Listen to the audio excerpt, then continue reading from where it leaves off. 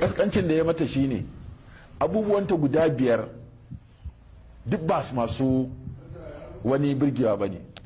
Yanzu turare yana cin abubuwa masu kamshi masu birgewa a duniya, amma sai Allah ya sa akwai wani dabba kashinta ma turare ne, kuma kashin turaren nata ya fi kowane turare kanshi.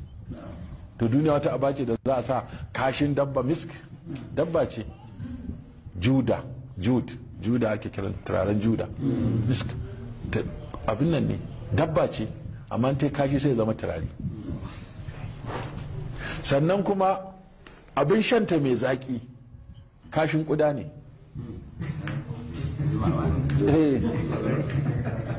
Yadin da ya fi kowanne tsada saƙa ce ta tsutsa, tut, harir, sunan tsutsar tut ita take yin harir. Allah ne wanda a ciki, ka gani? To turarenta ga yadda yake, kayan zaƙinta ga yadda yake, tufafinta mafi tsada ga yadda yake. To balle kuma abincinta ya yake. Duk inda ka ci abinci bayan awa 6 ya zama tutu, ya zama tutu kuma ɗoyi yake yana wani. Sannan shi mutum jaka ce, gangar jikinka jaka ce, aka saka rai aka saka nafs. To shi yasa da an zare ran shine mutum ai, wannan gangar jikin a ita jaka ce ta saka ran, da an cire ran to gangar jikin sai ta riɓe. Duk inda ba a maza an wa mutum jana'iza ba sai ya fara wari. Sannan wannan ran shine gwamna, shine malami, shine shugaban, da an cire to ba magana ka je kai gwamna, ba magana zuwa ofis, ba magana zuwa makaranta, ba magana limanci, ba magana koyarwa, ba magana alhaji, ba magana hajiya, ba magana president, ba magana his excellency. Ana cire ran sunan tagawa, sai da dinga miko, turo, wanke, hada, miko, saka, ta ba za a ce miko president ko miko professor ko miko sheik, babu wannan. Sannan ka ce mace ce daɗin duniya, to me mace?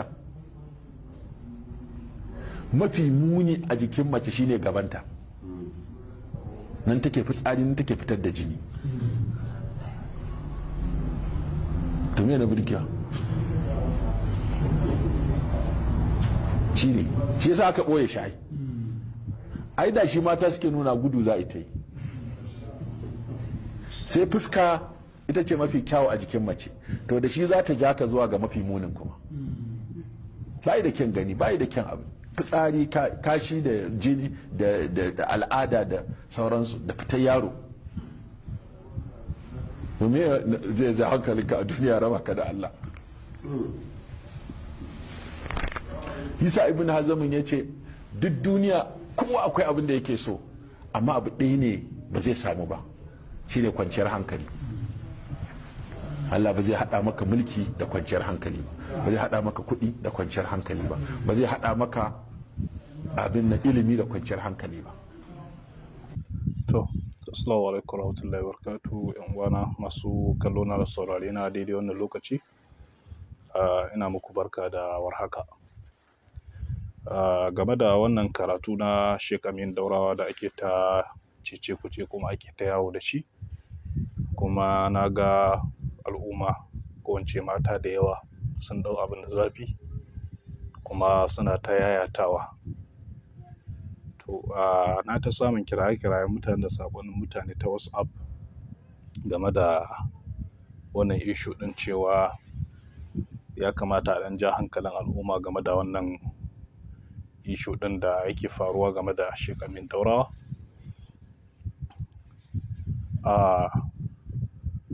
Na yi ƙoƙarin ganin na tura mashi Daurawa saƙon cewa kar ya sake ya yi ko wani tsokaci ko wani magana bayan wannan, shirunsa kamar shi zai fi alheri.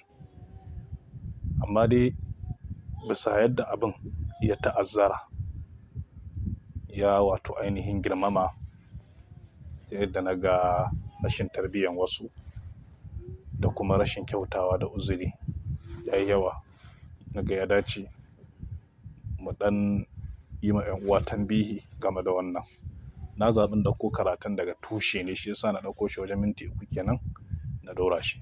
Amma afuwan, abin da zan faɗa bai da yawa. Abin da zan faɗa kusan zai ta'allaka ne kan abu kwaya ɗaya, shine uzuri. Uzuri.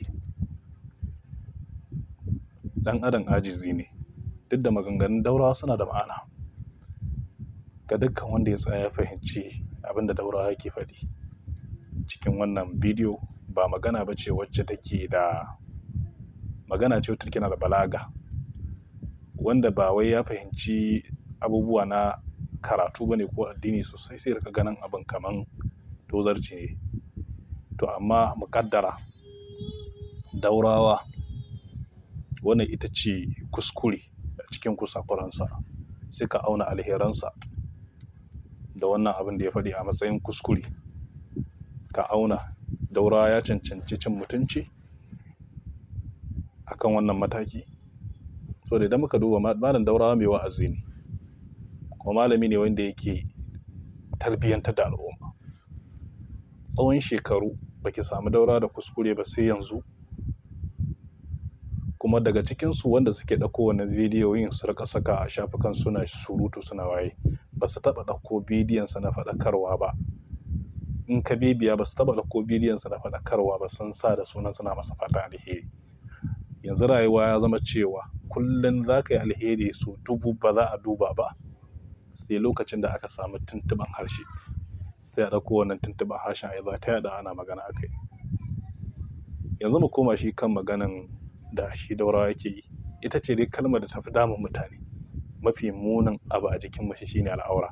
To mu dauki kalmar ma al'aura. In an ce al'aura me yake nufi? Ka koma kalmar Larabci.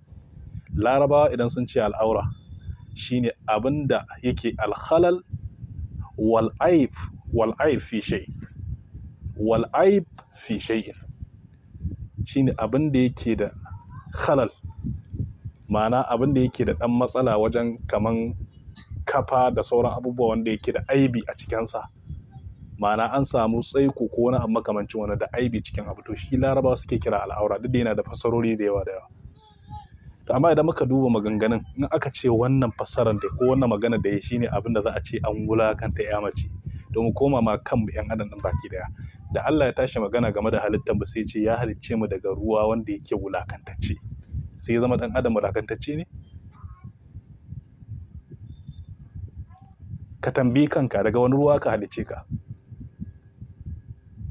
Allah da kansa ya faɗa, ba mu halicce ku daga ruwa wanda yake wulakantacce ba. Aya ce cikin Qur'ani sukutum. Sannan idan muka duba muka ga hatta shi kanshi abin da ya shafi wannan, me dalilin da ya sa mace idan ana maganan cewa wai kazanta na fita da sauransu jinin haila, me dalilin da ya sa Allah subhanahu wataala yake cewa wa yas'alunaka anil mahid, Allah ya ce qul huwa aza fa'tazilun nisa fil mahid. Ka ce musu haila cuta ce, ku nisanci mata a lokacin da suke haila. Yanzu nisantan mata a lokacin da suke haila shi ke nuna cewa an wulakanta su? Mu duba abin da kyau. Na farko ka duba ruwan da aka yi ka da shi, in ya fita ma sai an je an yi wanka. Kuma malamai ma sun ce najasa ne, da akwai aqwal na malamai sun ce najasa ne. Yanzu sai aka ce kai daga najasa aka yi ka, shikenan an wulakanta ka? A ce yanzu kai a kalle ka a ce wani ai daga najasa aka yi ka, in ka ce kamanya sai mu ce maniyin nan da aka halice ka da kai najasa ne. To amma sai dai a wajen sarrafa magana ana iya samun tuntuɓe bisa abin da ya shafi hikima. Wani zai iya cewa to ai ba hikima cikin maganganu. To amma shi abin da ya kamata ka duba wani sako yake so ya isa. Abin da yake so ya isa cikin sakon shine wannan abin, kalmar da ya faɗa da ƙarshe, wannan abin har zai sa mutum ya rabu da Allah. To kaga almuhalli shahid, rabuwa da mahaliccinka don wani abu wanda yake bai da kima, bai kai abin da kake wato ainihin hankoro ba na lahira kima. Wannan kuma haka ne, domin aljannan da kake nema yafi wannan abin da zaka je ka wulakanta kanka ka je ka nema, shine saduwa da mace ko zina, ya fi shi kima in ka kwatanta da lahira. To amma aka zo aka ɗauki abin aka juya shi, amma in ka tsaya ka natsu da abin, menene saƙon da yake so ya isar? shine abin dubawa, ba abin maganan cewa an wulakanta mace ba. In dai wannan shine wulakanci, to mu duk ƴan adam wulakantattu ne. Kuma tare da haka Allah ya ce walaqad karramna bani adama, mun karrama dan adam.